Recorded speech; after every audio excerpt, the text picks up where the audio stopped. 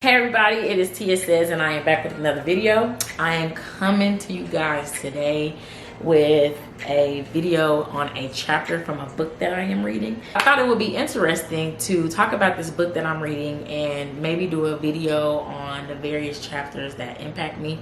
I was thinking maybe doing a video on every chapter, but I don't know, because I don't know if every chapter is gonna, hit like that. So the name of the book I am reading is called The Father-Daughter Talk. Okay, this is what it looks like. Oh, there you go. Okay, by Pastor Blakes, R.C. Blakes Jr. Okay, my mom got me this book, and this is actually a really good read. It's only 159 pages. That's it. But I've been reading it. I started reading it, I want to say 3 days ago, because I'm only trying to commit to just like a chapter a day, because I kind of feel like with self-help books, you shouldn't just devour them super fast, if you ask me. It's I don't know. I don't feel like you're going to remember all of the gems. I mean, unless you're taking notes and going back and reviewing it. I just feel like it's not helpful to just devour a self-help book really quickly and then that's it and it's over and then you're just on to the next one. I think you should take time to read it, process it, and then move forward, right? So the name of this chapter is Never Be With a Man That Makes You Afraid. Never be with a man that makes you afraid. Okay. So when I first read the title, I was just like, oh, okay, this is probably going to talk about, I don't know, some physical abuse. I'm sorry.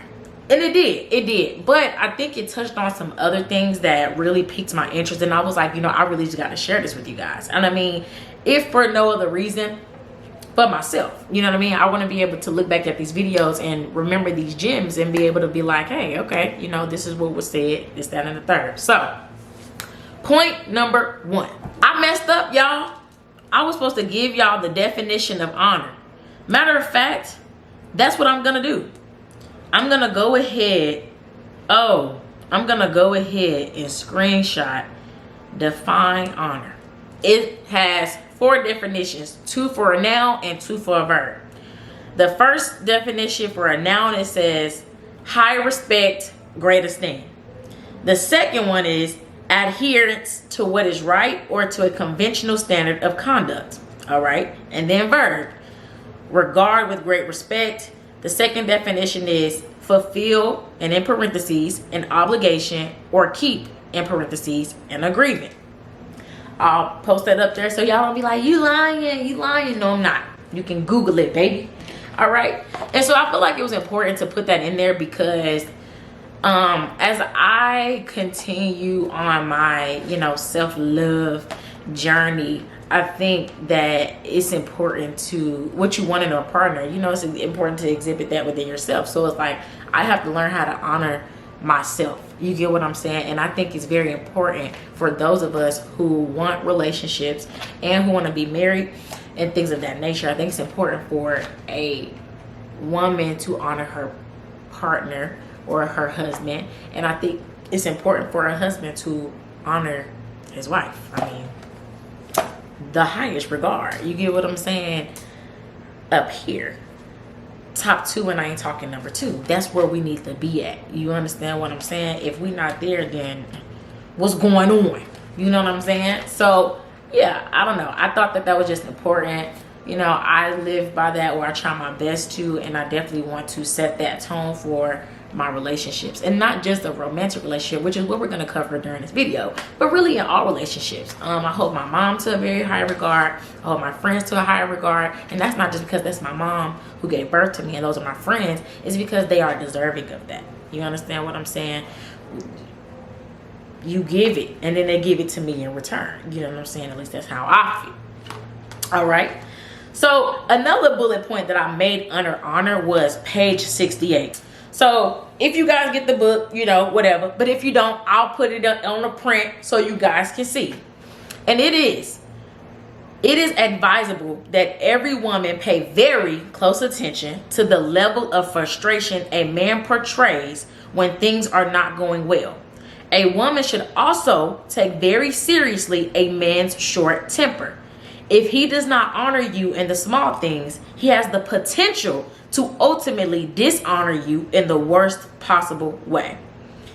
As a woman, there are certain things that you simply cannot tolerate. Abuse and terror are high on the list. No woman needs a man so badly that she lives in a constant fear just to have him around. I think that first part is very important because I'm a person who have dated people who with hot temper, you know what I'm saying? And I think when we think of like temper and aggression, especially in our society, because you know, aggression, a man having that aggression or a stud having that aggression, it's like, oh, you know what I'm saying, that's dominance, that's swag, I like that. Oh, you know what I'm saying, that's dominance, that's swag, I like that. But I'm a firm believer, especially with dealing with people who had this type of emotion, you know what I mean, that was just, they was on go. I don't think that means you're dominant. I think it actually means the reverse. I think it means that you're weaker, you know, because what it shows is a lack of restraint. What it shows is a lack of emotional control, where it's like you get angry and you just fly off the handle. And I just don't think that that's good, you know what I mean, especially when you are trying to be in an honorable, respectful, wholesome, loving, fulfilling, caring, sexy, authentic relationship.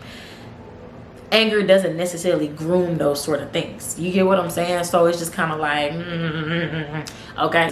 When it talked about tolerance, you know, he mentioned this later on in the chapter, is that I think as a woman it is important for us to have an intolerance for certain things. Like, it just is what it is.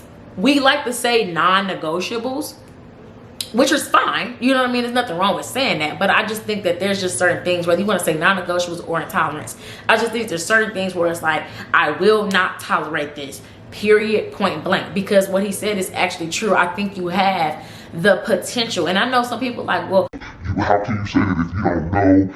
It's just that, it's just potential, but you don't know. And it's like, well, yeah, I don't know how far you'll take it, but I know what you're doing right now, and right now it don't even feel good. So even if you were just to stay at this place for the rest of our relationship, it still ain't something I would enjoy or want to do.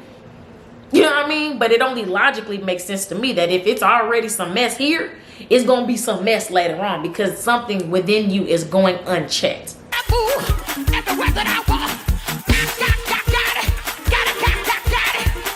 Does that make sense, y'all? I hope that makes sense. You know what I mean? Y'all let me know. So he also talked about, because I told you guys this is a father-daughter book, right? So these are things that a father should be telling your daughter, right? So if you're anything like me, what we've talked about before, my dad was not in my life like that. When you don't have a dad in your life who is healthy, who is whole, who is exhibiting these things that he is telling you, you know, because that's another thing. It's not good to just tell your kids to do this, this, or this. You also have to be an example of what you're preaching, because the kids, we're going to look at what we see and not just what we hear. That mentality of do as I say, not as I do, please, that's trash. Basura, okay? So I think when women, I can't really speak on men because I'm not a man. Maybe we can get a man on here and, you know, he can answer some questions. But I feel like as a woman, that absence of a father, it leaves holes in us, you know, kind of like cottage cheese. And we're trying to fill those. And I think in a roundabout way, some men consciously and some men subconsciously can kind of sniff that on you. They can smell that on you, that you didn't have, you know, because it's gonna come out, it's gonna reveal itself in one way or another. So I feel like some men kind of play on that and are able to manipulate you, because it's like, oh, I know she ain't got the fundamentals, so therefore I can play on that, so I can infiltrate her mind, and I can, you know, say these things to make her feel pretty, because she ain't never had no man telling her she was beautiful. I can do these things to where it's like, oh, I open up her door and I give her flowers. I can love bomb her and show her all these things and do all these things because she never had a man to do it before. So I can do all this, and it's gonna sweep her off her feet, and then that's gonna make her fall for me, and then I get to switch up whenever I want to. And like I said, they may not say this consciously, but it always plays out. You know what I mean? Whether they went into the relationship thinking like that or not, that's usually just what happens. And it's like, Okay, so it's like that wasn't real. You know what I mean? Like we thought this relationship was real. It wasn't.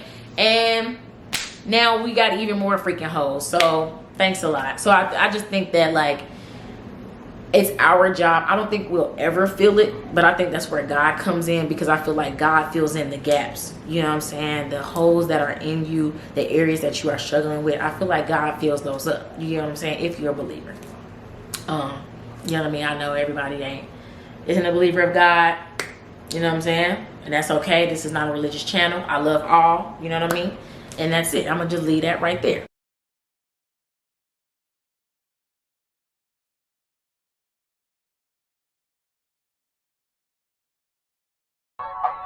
Young Ties on beat.